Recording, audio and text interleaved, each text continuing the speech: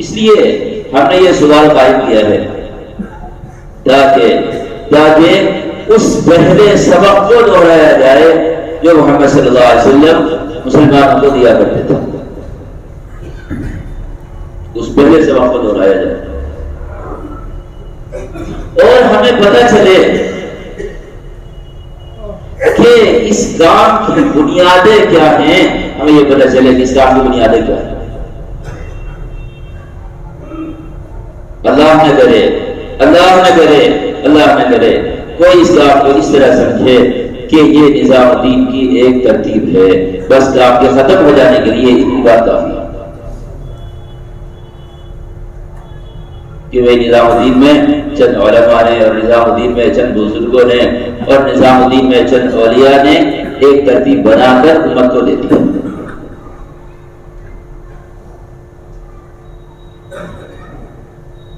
یہ کام نظام الدین کا نہیں ہے. نظام الدین کا کام یہ ہے کہ حضرت محمد صلی اللہ علیہ وسلم نے مسلمانوں کو جن محنتوں پر ڈالا تھا ان محنتوں پر مسلمانوں کو کھڑا کرنا. جن محنتوں پر حضرت محمد صلی اللہ علیہ وسلم نے مسلمانوں کو ڈالا تھا ان محنتوں پر مسلمانوں کو کھڑا کرنا یہ نظام الدین کا کام ہے.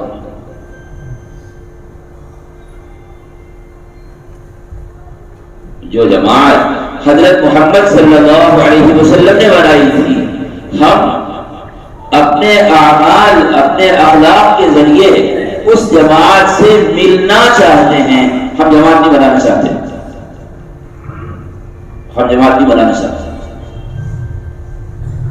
جو جماعت حضرت محمد صلی اللہ علیہ وسلم نے بنائی تھی صحابہ کرام کی، ہم اپنے اعمال اور اپنے اخلاق سے اس جماعت سے مل جانا چاہتے ہیں.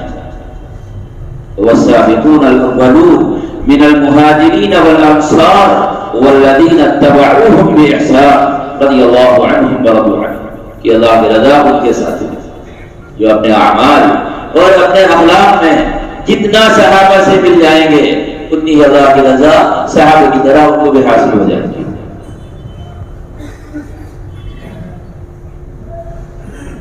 تو ہم نے ایک بات عرض کی ہے کہ حضور اکرم صلی اللہ علیہ وسلم کے جہاں وہ بنیادی اعمال کیا تھے جس کے لیے مسلمانوں سے وقت مانگا جاتا تھا، جس کے لیے مسلمانوں سے وقت مانگا جاتا تھا. ابھی ہم وقت مانگنے میں اور اعمال قائم کرنے میں کسی فیصد تک نہیں پہنچے. وقت کے مانگنے میں اور اعمال کو قائم کرنے میں ہم ابھی کسی فیصد تک نہیں پہنچے. ابھی تو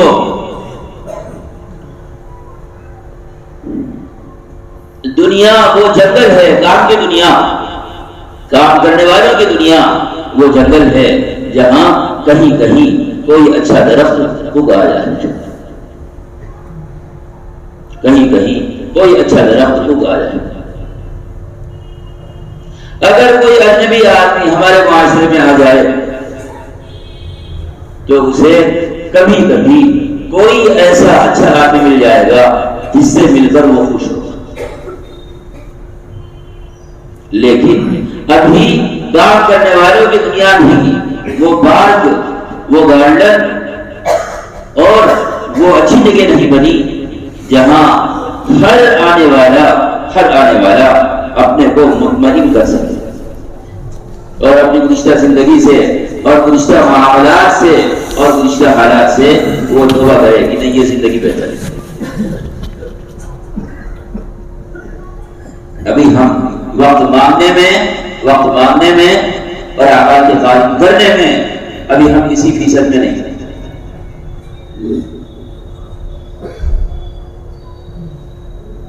حضور اکرم صلی اللہ علیہ وسلم کے جہاں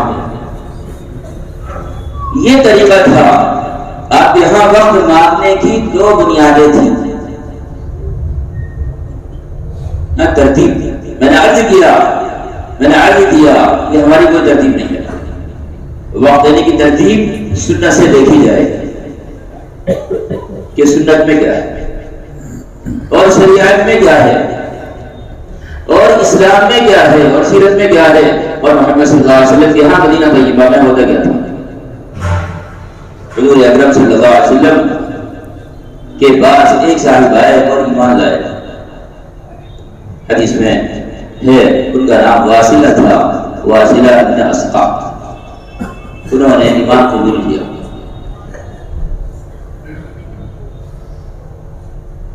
میں یہ بات اس لیے آپ کو کر رہا ہوں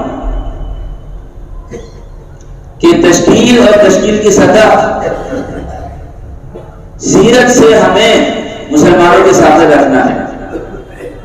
تشکیل اور تشکیل کی سطح سیرت سے مسلمانوں کے ساتھ رکھنا ہے۔ اگر ہم نے یہ کہا کہ یہ ترتیب بزرگوں نے بنا دی ہے تو بس ہمارا کام یہیں آگے ختم ہو جائے گا، اور ہم ساری صلاحیتیں دفن کرنے کے باوجود بھی کسی نتیجے پر نہیں پہنچے گے۔ اس لیے جہاں بھی بات جا رہے ہیں یہ اللہ کے بندے ہیں، مانے یا نہ مانے لیکن ہیں، اور ہم بھی بات جا رہے ہیں یہ محمد صلی اللہ علیہ وسلم کے امتی ہیں، ان میں کوئی افراد کرے یا نہ کرے، اس کے علاوہ کوئی کچھ نہیں ہے، اس کے علاوہ کوئی کچھ نہیں ہے۔ جتنے انسان دنیا میں ہیں یہ اللہ کے بندے ہیں، انہیں اس کا شعور ہو جانا ہو، اور یہ حضرت محمد صلی اللہ علیہ وسلم کے امتی ہیں، ان کو اس کا علم ہو جانا ہو، اس لیے کہ جن سے اللہ اس کے رسول کی بات کی جائے گی تو ان کے اندر کی فطرت کبھی نہ کبھی جاگے گی، جو بات ان کی فطرت کو اپیل کرے گی